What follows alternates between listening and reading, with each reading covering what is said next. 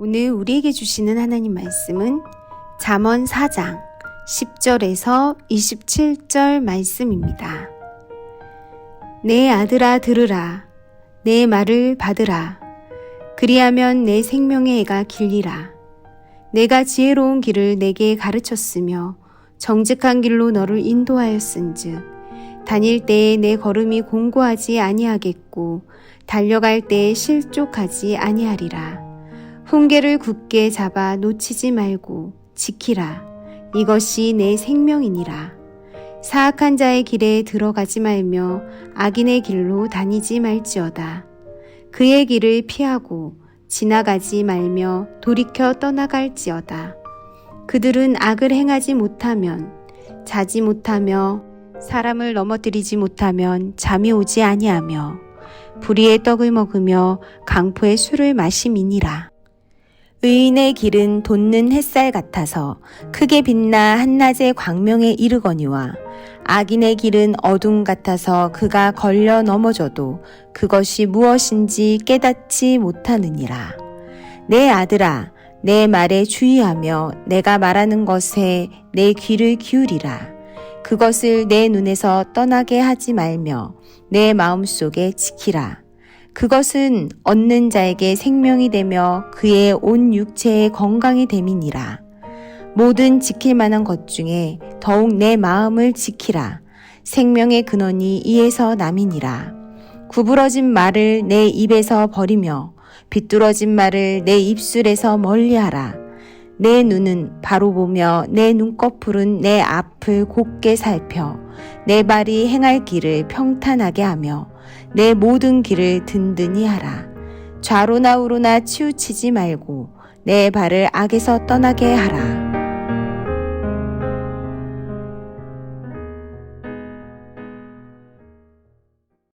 거룩한 주일입니다. 오늘도 주 앞에 나오신 여러분 모두에게 하나님의 은혜와 사랑이 함께 하시기를 예수님의 이름으로 축원합니다. 제서인 잠언은 대부분을 솔로몬이 기록했습니다. 솔로몬은 잠언을 읽는 믿음의 후손들에게 내 아들들아 라는 표현을 여러 번 사용했습니다. 솔로몬이 믿음의 후손들에게 들려주고 싶은 이야기는 히브리어로 호크마, 지혜였습니다. 솔로몬은 믿음의 사람들인 우리들에게 들으라, 내 말을 받으라 라고 말하면서 지혜에 대해 가르칩니다. 이 지혜가 생명의 날을 길게 할 것이다 라고 했습니다. 오늘 본문의 첫 절인 잠언 4장 10절의 말씀입니다. 내 아들아 들으라, 내 말을 받으라. 그리하면 내 생명의 해가 길리라. 잠언이 지혜를 강조하는 이유는 지혜가 우리의 인생길을 바르게 갈 수 있도록 인도해 주기 때문입니다. 11절입니다. 내가 지혜로운 길을 내게 가르쳤으며 정직한 길로 너를 인도하였은즉. 정직한 길은 곧은 길을 뜻합니다. 목적지를 향해서 쭉 뻗어 있는 길입니다. 지혜는 우리가 길을 잃지 않고 목적지를 향해 곧은 길로 인도해 주는 것입니다. 오늘 본문에 두 개의 핵심 키워드가 있습니다. 하나는 길이고 하나는 마음입니다. 10절부터 19절까지 주제어가 길이고 20절부터 27절까지의 주제어가 마음입니다. 10절에서 19절은 길을 인생으로 비유합니다. 그 길을 걸어가는 걸음은 매일매일의 생활이라고 말할 수 있습니다. 제가 11절을 다시 한번 읽어드릴 때 길이란 단어를 인생으로 바꿔서 읽어보겠습니다. 내가 지혜로운 인생을 내게 가르쳤으며 정직한 인생으로 너를 인도하였은즉. 12절을 읽어드릴 때는 걸음을 생활로 바꾸어서 한번 읽어보겠습니다. 다닐 때에 내 생활이 곤고하지 아니하겠고 달려갈 때에 실족하지 아니하리라. 곤고하다란 뜻은 피로감이 쌓인다라는 뜻입니다. 그런데 히브리어로 호크마, 지혜를 얻으면 피로감이 해소된다라고 한 것입니다. 오늘 주일 아침에 여러분은 어떤 몸과 마음 상태로 이 자리에 오셨습니까? 어제 늦게까지 일하신 분들은 아마 몹시 피곤한 몸과 마음을 가지고 이 자리에 앉아 계실 거라 생각됩니다. 지혜를 얻을 때 생활의 피로감이 쌓이지 않고 사라지겠고라는 오늘의 이 말씀을 들을 때 여러분 안에 피곤과 피로가 사라질 수 있기를 예수님의 이름으로 축원합니다. 하나님의 지혜를 붙들고 목적지를 향해 바르게 뻗은 고든 길과 이것과 다르게 실패로 몰아넣는 그리고 생명마저 위협하는 악한 길을 이어서 소개합니다. 13절과 14절의 말씀입니다. 훈계를 굳게 잡아 놓치지 말고 지키라. 이것이 내 생명이니라. 사악한 자의 길에 들어가지 말며 악인의 길로 다니지 말지어다. 제가 아까 지혜로운 길을 지혜로운 인생으로 바꿔 읽어드렸는데 이번에도 길을 인생으로 바꿔서 한번 읽어보겠습니다. 15절입니다. 그의 인생을 피하고 지나가지 말며 돌이켜 떠나갈지어다. 그렇다면 악한 자들의 생활이 어떤 것이길래 피하고 그 자리에서 돌이켜 떠나라고 했는가? 악한 일을 하지 않으면 잠이 안 올 정도로 악한 생활이 습관화되어 있는 상태를 말합니다. 16절입니다. 그들은 악을 행하지 못하면 자지 못하며 사람을 넘어뜨리지 못하면 잠이 오지 아니하며 마치 음식을 먹어야 그 생활을 유지하듯이 악한 일을 하는 것이 습관화되어 버린 상태를 말합니다. 저는 이 구절과 아주 맞아떨어지는 두 사람을 보았습니다. 한 사람은 이 지역 관청에서 근무하는 사람인데 불법으로 밑돈을 받는 것이 아주 습관화된 사람입니다. 그 사람이 허가에 도장을 찍어주지 않으면 일이 1년이고 2년이고 계속 미뤄지기 때문에 정말이지 울겨 거저 먹기식으로 잘못한 것이 없이도 억울하지만 사람들이 그가 요구한 돈을 낼 수밖에 없었습니다.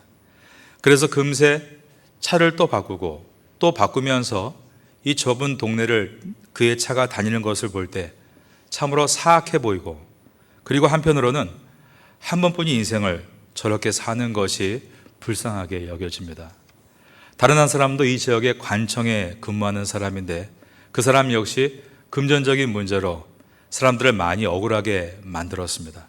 그래서 한 10여 년 전에 한밤중에 괴한들이 사제폭탄을 그의 집 앞마당에 던지고 도망갔던 일이 있습니다. 그때 이후로 그의 집이 점점 괴상해지기 시작했는데 밖에서 전혀 그 집안의 동태를 파악할 수 없도록 마당에 여러 가건물을 지어서 그 건물을 지나고 나서야 현관으로 들어서는데 그 현관도 앞에 있는 것인지 옆에 있는 것인지 알 수 없을 만큼 집이 외부인에게 노출되지 않도록 꽁꽁 싸매고 있습니다. 어떻게 더 많이 갈취할까를 생각하느라 잠을 이루지 못하는 사람이 있고 어떻게 보복에서 벗어날까 연구하느라 잠을 이루지 못하는 사람이 있습니다. 그러나 그들은 불의의 떡을 먹고 강포의 술을 마시는 것임을 멈추지 않는다는 것입니다. 17절입니다. 불의의 떡을 먹으며 강포의 술을 마심이니라. 여기서 먹다 마시다가 모두 미완료 시제입니다. 히브리어에서 미완료 시제를 쓸 때에는 현재도 그렇지만 앞으로도 항상 그럴 것이다라는 의미가 들어 있습니다. 그의 길의 끝이 어떨까? 주변 사람들은 다 압니다. 불행이다, 불안할 것이다, 안타까워하는 것입니다. 그렇다면 악인의 길이 아닌 의인의 길은 어떤가? 정직한 길인 의인의 길은 새벽에 해가 떠올라 중천에 오르듯이 시간이 지날수록 점점 좋아지고 찬란해지는 것이라고 했습니다. 18절입니다. 의인의 길은 돋는 햇살 같아서 크게 빛나 한낮에 광명에 이르거니와. 구약 성경에서 빛은 행복과 평강과 구원을 상징합니다. 도대체 하나님께서는 빛을 창조하셨습니다. 빛은 시간을 상징하기도 합니다. 의인의 길은 돋는 햇살 같아서 크게 빛나 한낮에 광명에 이른다는 것은 시간이 지날수록 점점 더 행복이 찾아오고 평강이 더하고 구원을 이뤄간다는 뜻입니다. 그러나 악에는 그의 길이 어두움과 같습니다. 어둠도 시간을 상징합니다. 그러기에 시간이 지날수록 점점 불행해지고 죄악으로 가득하며 구원과 멀어지게 되는 것입니다. 19절입니다. 악인의 길은 어둠 같아서 그가 걸려 넘어져도 그것이 무엇인지 깨닫지 못하느니라. 악인의 인생이 안타까운 것은 지혜를 잃어버린 데 있습니다.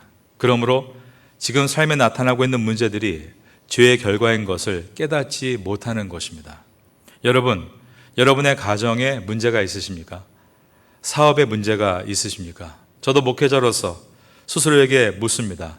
교회에서 목회하는데 문제가 있습니까?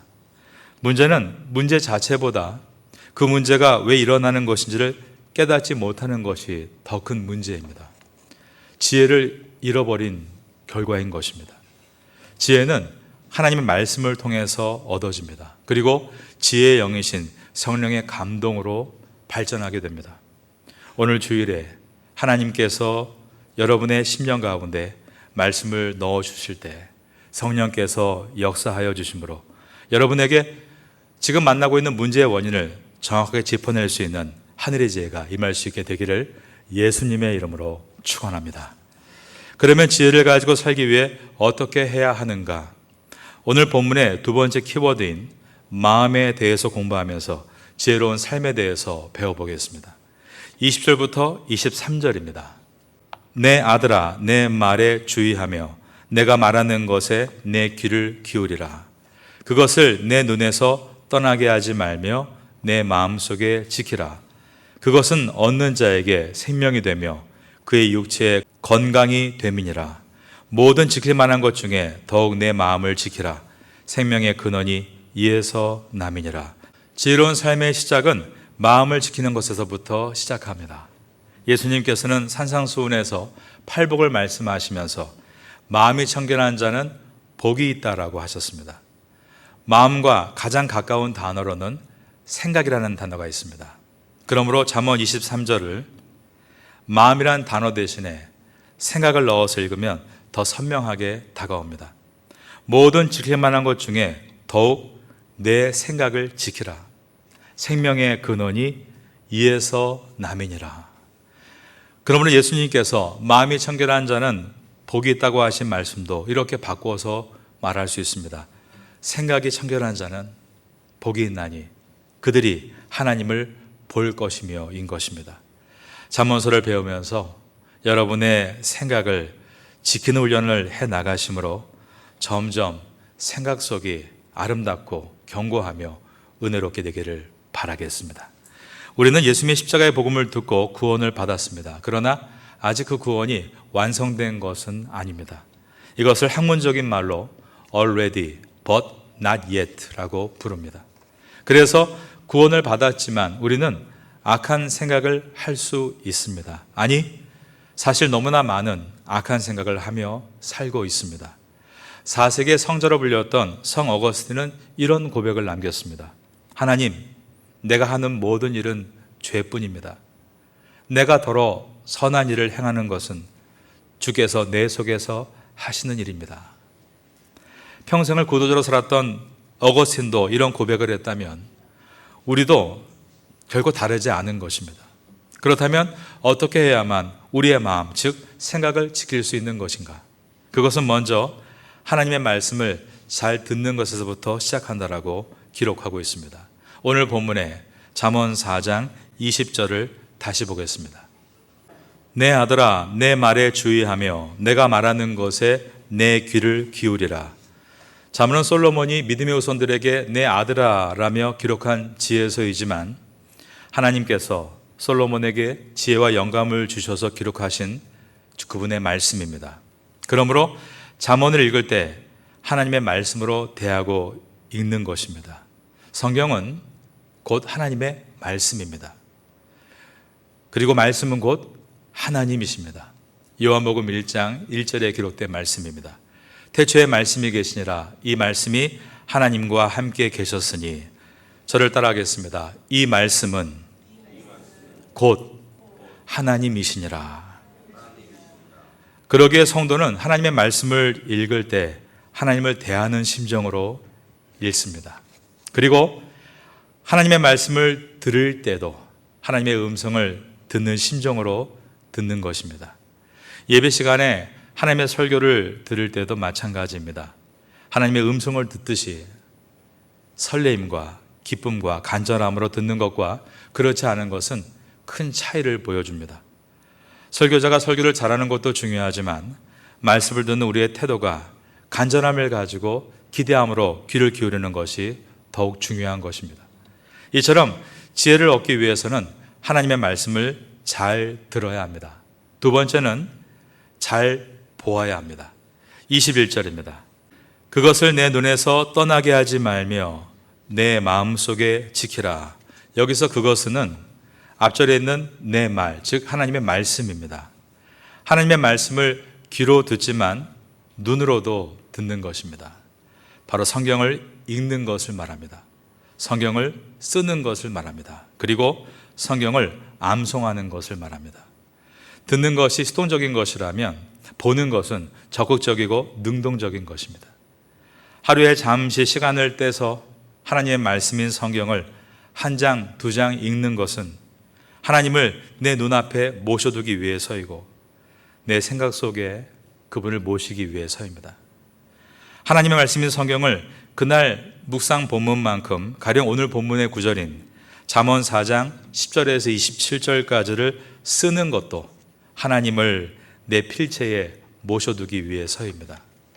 내 눈을 성경과 그것을 옮기는 노트에 번갈아 두며 하나님을 눈으로 보는 것입니다. 성경을 암송하는 것은 하나님을 바라보는 최고의 꽃이라고 말할 수 있습니다.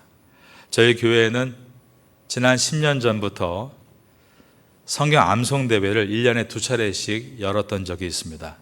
로마서, 또 요한복음, 요한계시록 등 여러 부분을 암송했습니다.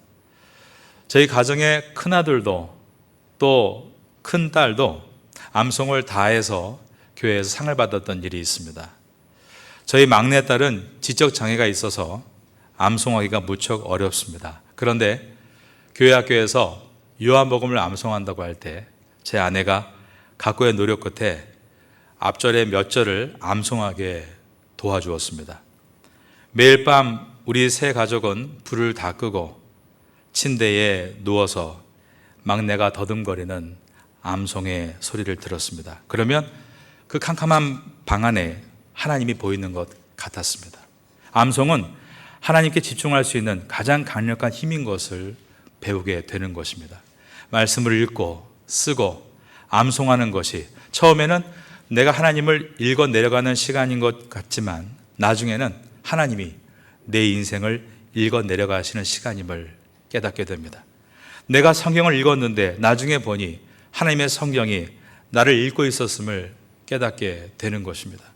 내가 성경을 읽는 시간이 오히려 나를 하나님께 보여드리는 시간이 됐음을 알게 되는 것입니다. 나를 돌이키게 하시고 나에게 지혜를 주시고 용기를 주시는 것이 바로 하나님의 말씀, 성경인 것입니다. 이번 주부터 다시 성경에 눈을 두시는 여러분 될 수 있기를 예수님의 이름으로 축원합니다. 그러므로 성경의 은혜를 통해서 우리가 하나님의 지혜를 얻게 되는데 모든 지킬 만한 것 중에 우리의 마음, 즉 우리의 생각을 지키는 것이 지혜라고 말씀했습니다. 그러기 위해서 하나님 말씀에 귀를 기울이고 눈을 떼지 말아야 한다. 두 번째로 입술을 지켜야 된다라고 말씀합니다. 24절을 보겠습니다. 구부러진 말을 내 입에서 버리며 비뚤어진 말을 내 입에서 멀리하라. 구부러진 말은 왜곡된 말이라는 뜻입니다. 이것을 내 입에서 멀리하라 라고 했습니다. 말을 할 때 부정적이고 과장된 말을 멀리해야 합니다. 상대방에 대해서 부정적인 말이 나오려고 할 때 스스로에게 옐로 카드를 꺼내고 스톱이라고 외쳐야 합니다. 부정적인 말이 나오려고 할 때 숨을 한번 고르고 희망의 말, 감사의 말을 해야 합니다. 바른 말이 나의 생각을 지키기 때문입니다. 구부러진 말이 왜곡된 말이라면 비뚤어진 말은 사실이 아닌 거짓말을 뜻합니다. 거짓말은 부풀리는 데에서 나옵니다. 사건을 키우는 데서 옵니다. 그렇게 말하는 습관이 드는 때 왜 그런가를 볼 때 그것은 관심을 받고 싶어서입니다. 이솝 우화에 양치기 소년이 있습니다. 이 우화에서 양치기 소년이 늑대가 나타났다라고 말을 하면 많은 사람들이 모두가 그 아이에게 집중이 되는 것입니다. 두 번 거짓말을 하고 나서 세 번째 진짜 늑대가 나타났을 때 늑대가 나타나세요라고 외쳤는데 사람들이 찾아오지를 않았습니다. 그런데 우리는 겨우 2번뿐이겠습니까? 관심을 받고 싶어서, 모임의 중심에 서고 싶어서 뱉어지는 부풀어내는 말, 사건을 키우는 말들을 우리가 경계해야 합니다. 양치기 소년이 진짜 늑대가 나타났을 때 늑대예요 라고 외치자 사람들의 반응은 입만 열면 거짓말이네 라고 했습니다. 그런 이미지를 우리 속에서 멀리 내보내버려야 합니다. 사람들이 나를 볼 때 저 사람은 무슨 말을 하든 확실한 말을 한다, 이런 이미지가 회복되어야 합니다. 세 번째로 시선을 곧게 하는 일입니다. 25절입니다. 내 눈은 바로 보며 내 눈꺼풀은 내 앞을 곧게 살펴. 이것은 사격을 할 때 눈을 깜빡이지 않는 것처럼 목표물을 향해 시선을 정조준하는 것을 말합니다. 시선은 우리 마음대로 쉽게 바꿀 수 있습니다. 고개를 돌리고 눈동자를 굴리면 정반대의 시선으로 바꿀 수 있는 것입니다. 지혜를 얻는 방법에 대해서 첫째가 하나님 말씀에 시선을 고정하는 것이었고, 둘째가 입술을 지키는 것이었다면, 이 세 번째는 보고 들은 하나님 말씀을 가지고 실천해야 될 일에 시선을 고정하는 것을 말합니다. 형제를 사랑하고 이웃을 사랑하라고 하셨으므로 가족을 돕고 위로하는 일에 시선을 고정시키고 이웃을 섬기고 봉사하는 일에 시선을 두는 것입니다. 시선을 바꾸면 관심이라고 말할 수 있습니다. 여러분은 어디에 관심을 두고 계십니까? 웰빙 시대라고 하니 건강에 관심을 두신 분들이 많이 있습니다. 그래서 운동을 열심히 하고 계신 분들이 파타야 교민사회에도 참 많이 있습니다. 그런데 그 건강에 대한 관심이 하나님의 뜻을 이루는 것과 연결되어 있어야 합니다. 건강해져서 하나님의 뜻인 가족을 돕고 이웃을 섬기고, 그러므로 말씀의 실천으로 연결되어야 하는 것입니다. 제가 존경하는 부산 에바다 교회 여명호 목사님은 둘째 아들이 중증 장애인입니다. 하루 종일 누워서 생활을 하고 있습니다. 지금 나이가 벌써 20대 중반이기 때문에 씻기고 들어서 차에 태우는 일을 아내분께서 하실 수가 없습니다. 여명호 목사님의 몫입니다. 그래서 목사님은 70이 돼도 아들을 안아 드 올리겠다는 여념으로 매일 아주 열심히 운동을 하고 계십니다. 그런 에너지 덕분에 오히려 이웃의 아픔도 돌볼 수 있는 힘이 생겨서 에바다 농화교회를 새롭게 건축을 했고 지역의 어려운 이웃들을 섬기고 있으며, 더 나아가 세계에 흩어져 있는 장애인들을 위해서 많은 일들을 하고 있습니다. 다음 달 11월 달에 저에게 오셔서 저희 농화인교회 1주년 기념행사를 인도해 주신 다음에 바로 이어서 또 베트남에 있는 농화 형제들을 만나러 가실 예정이라고 합니다. 여러분도 건강의 목적이 하나님의 뜻이 이루어지는 일에 시선을 두시기를 바랍니다. 그러면 하나님께서 여러분을 더욱더 건강케 인도해 주실 줄로 믿습니다. 지혜를 얻기 위한 네 번째는 의의 대로를 구축하는 것입니다. 오늘 본문의 마지막인 잠언 4장 26절과 27절입니다. 내 발이 행할 길을 평탄하게 하며 내 모든 길을 든든히 하라. 저러나 우러나 치우치지 말고 내 발을 악에서 떠나게 하라. 세상에 길은 많습니다. 길이란 누군가 최초로 걷고 그 다음 사람이 그곳을 또 걸을 때 길이라고 이름이 붙게 됩니다. 그러나 잘못된 길도 많습니다. 그 길을 따라갔는데 낭떠러지가 나오거나 늪지대로 들어가는 것입니다. 인생에도 악한 길이 많습니다. 아니, 오늘날 이 세상은 악한 길이 너무나도 많습니다. 지혜를 얻기 위해서는 악한 길로 가지 말아야 됩니다. 더 나아가 스스로 의의 길을 넓게 구축해 나가야 합니다. 길을 넓힐 때 우린 그것을 도로라고 부릅니다. 도로는 뒤에 오는 모든 사람들이 편하게 질주할 수 있도록 만드는 데 목적이 있고, 도로에는 분명한 표지판이 있습니다.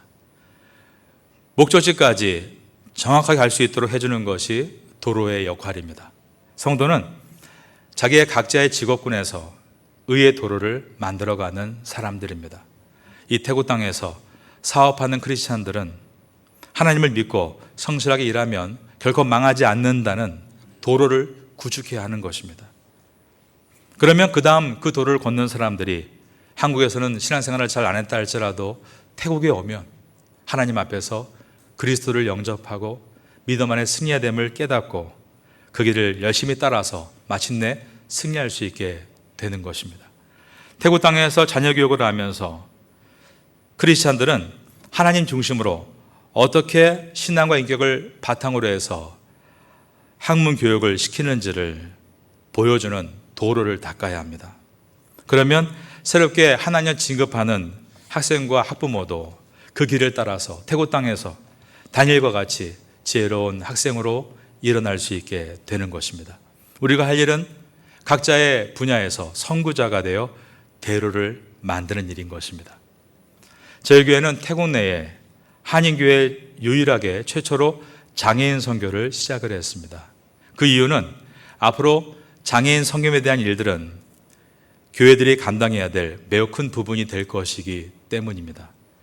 미국의 질병통제센터는 요 근래에, 즉 2009년부터 2017년 동안 미국 아동, 그러니까 3세에서 17세의 아이들 중에 6명 중 1명이 발달장애 증상을 가지고 있다라고 발표를 했습니다. 이것은 무려 약 17%가 되는 비율입니다. 가령 일반인들은 잘 모르지만 자폐라고 하는 어티즘은 정확한 명칭이 어티즘 스펙트럼입니다. 빛을 스펙트럼에 비추면 7가지의 색깔이 갈라지듯이 매우 다양한 증상으로 나타나기 때문에 가르치기 위한 고도의 기술들을 준비해야 하고 전문 인력을 양성해 나가야 합니다. 우리나라도 이 분야에 있어서는 북유럽이나 미국에 비하면 선진 대열이라고 말할 수는 없습니다. 태국의 경우는 아직 미개척 분야라고 말할 수 있겠습니다. 저희 교회에서 지금 하고 있는 장애인 주간보호센터는 교육의 자료를 데이터화하고 그것을 준비하는 시간이라고 말할 수 있습니다. 지적 장애와 다운 증후군, 자폐 아동을 가르치고 있는데 그들을 매일 일지를 쓰고 매주 주간 계획안을 만들어서 그 자료를 모으고 있습니다. 1년에 2차례 교육 세미나를 통해서 태국 실정에 맞는 장애인 교육 프로그램을 만들고 다른 교회들이 앞으로 필요로 할 때 공유할 수 있도록 동영상으로 제작을 해 나가고 있습니다. 즉 대로를 만들고 있는 것입니다. 다음 교회들이, 목회자들이, 사역자들이 장애인 사역을 시작할 때 이 대로를 따라 질주할 수 있도록 도로를 만들고 있는 것입니다. 우리는 각자의 직업군에서 그러한 의의 대로를 만들라고 이 태국 땅에 부름받은 하나님의 일꾼들입니다. 오늘 말씀을 마치려고 합니다. 우리는 한 주간도 우리 앞에 광야 같은 세상이 펼쳐지게 될 것입니다. 길이 없는 광야이지만 오직 하나님께서 여러분 개인을 위한 한 길을 예비해 주실 것입니다. 그러기에 우리의 길은 오직 하나님이십니다. 하나님의 지혜를 얻기 위해서 말씀과 동행하며 마음과 생각을 지켜나갈 수 있기를 바라겠습니다. 잠언서를 지나며 이러한 은혜가 우리 모두에게 있게 되기를 마지막으로 예수님의 이름으로 축원합니다.